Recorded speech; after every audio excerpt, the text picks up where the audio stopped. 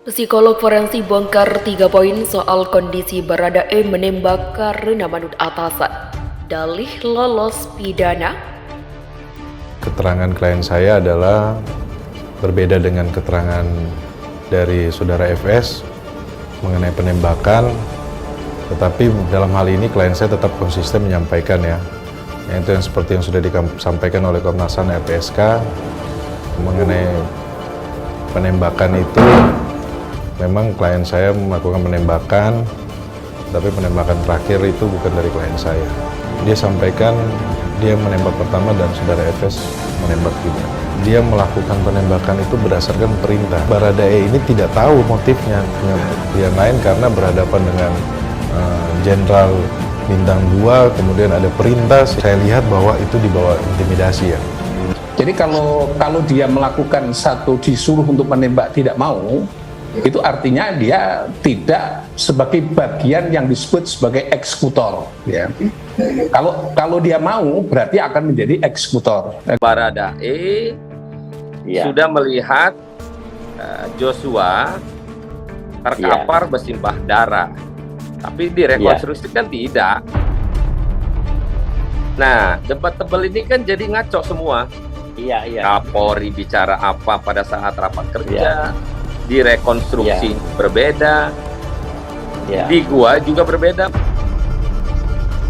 Kalau Joshua ada orang pinter bisa dibangunkan untuk bersaksi saja 5 menit, itu kan lebih arif gitu. Cuman masalah sekarang mereka mengatakan ini, mengatakan itu, hanya mereka aja tahu, kita nggak tahu. Saat itu Richard saya panggil lagi di hadapan tim sus ya. Dia menjelaskan bahwa dia mau merubah keterangannya karena pada saat itu yang bersangkutan dijanjikan oleh saudara FS bahwa kalau Richard mau membantu menjelaskan perannya sesuai dengan skenario awal yang terjadi tembak-menembak itu, dia akan dilindungi. Namun faktanya kan pada saat itu si Richard kita tetapkan sebagai tersangka. Sehingga kemudian dia sampaikan ke saya, Pak, saya tidak mau dipecat. Saya akan bicara jujur. Semuanya udah sesuai. Makanya dia kan konsisten. Walaupun nanti yang saksi, yang keterangan dari tersangka yang lainnya berbeda, tetapi saudara Baradae ini tetap konsisten menyampaikan. Makanya kemarin kan terjadi perbedaan-perbedaan itu karena klien saya tetap konsisten, itu kan. Tetapi ada bantahan, ada ini dari tersangka yang lain, ya silakan saja kan. Itu kan hak mereka kan. Mungkin mereka menyampaikan, tapi itu kan nanti kita uji di pengadilan kan. Alat bukti itu kan tidak hanya saksi kan, ada ahli, ada petunjuk. Kematian daripada BRC almarhum Brigadir Nofriansah Joshua Huta Barat adalah momen penting untuk mereposisi Polri supaya dia menjadi lembaga kepolisian yang humanis, yang dekat dengan rakyat, sehingga fungsi dan peran sebagai pelindung pengaman dan masyarakat bisa tercapai. Oleh karena itu, mari kita bersepakat rebut institusi Polri dan tahan mafia.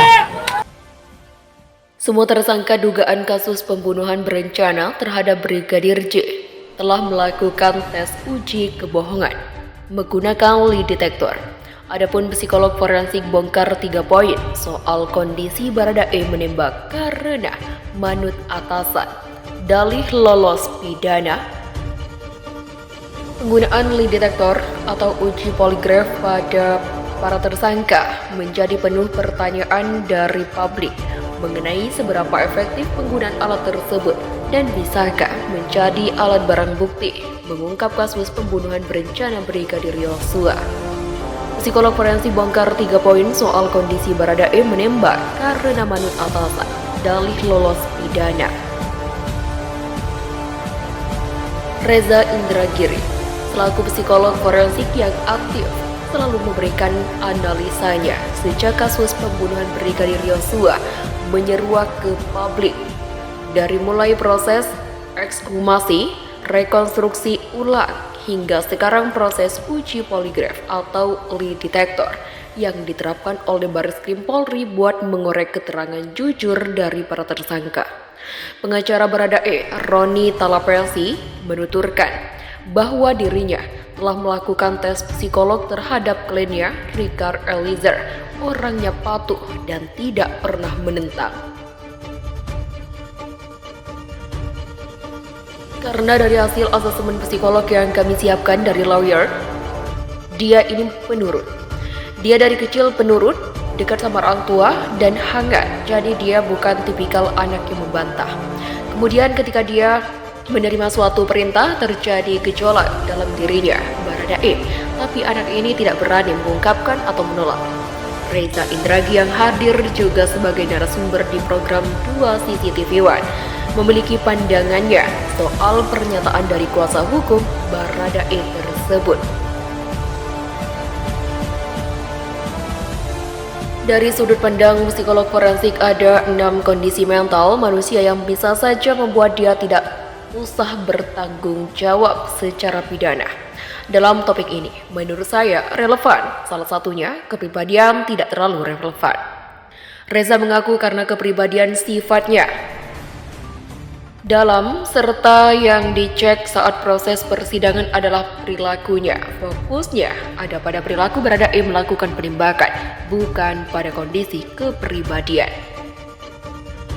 Anggap saja yang bersangkutan manut dan patuh pada orang tua, tidak mau menentang atasan. Tapi itu kan dalam. Realisasinya seperti apa? Itu yang pertama. Lebih lanjut, psikolog forensik mengatakan bahwa akan lebih tepat jika coba dibayangkan proses tanya jawab dari hakim di persidangan.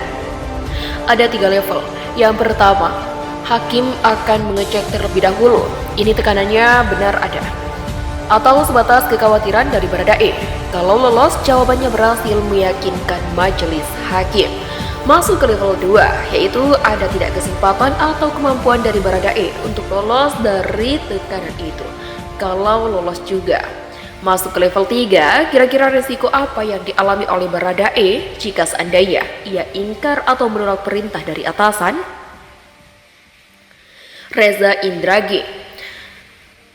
Reza Indragiri menyebutkan bahwa hakim akan teryakinkan apabila resiko yang dia, Baradae, terima akan lebih buruk daripada kalau ia mengikuti perintah atasan.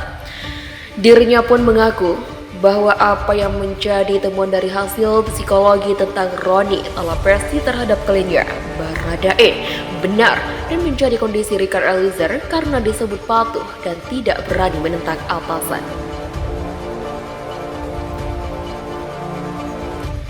Namun Reza Indragiri mengingatkan bahwa dirinya yang belajar psikolog forensik mengaku bahwa hakim tidak begitu yakin bahwa hakim akan melihat hasil kondisi psikolog Baradae soal kepribadiannya. Tetapi hakim bisa melihat dari 3 poin di atas yang telah dijelaskan. Proses hakim untuk mengecek apakah ini hanya alibi, mengada-ngada, atau sungguh-sungguh keterpaksaan sebagai suatu kondisi mental yang bisa membuat Baradae lolos dari pertanggungjawaban pidana. Tambahnya, untuk diketahui dalam kasus pembunuhan Brigadir J, Bareskrim Polri telah menetapkan total 5 tersangka.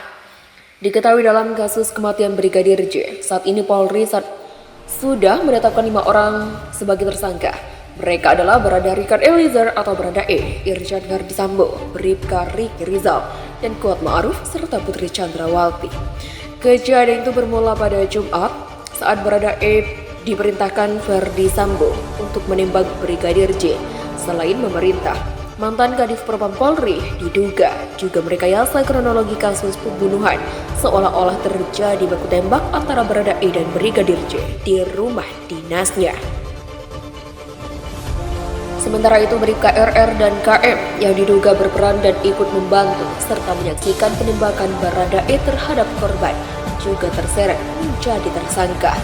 Mereka dijerat pasal pembunuhan berencana subsidiar, pasal pembunuhan lewat pasal 340 subsidiar, pasal 338 contoh, pasal 55 dan pasal 56 tentang pembunuhan berencana. Tak hanya itu, sebanyak 97 polisi hingga saat ini telah menjalani pemeriksaan oleh tim Inspektorat Khusus karena diduga melanggar disiplin dan etika saat menangani perkara ini.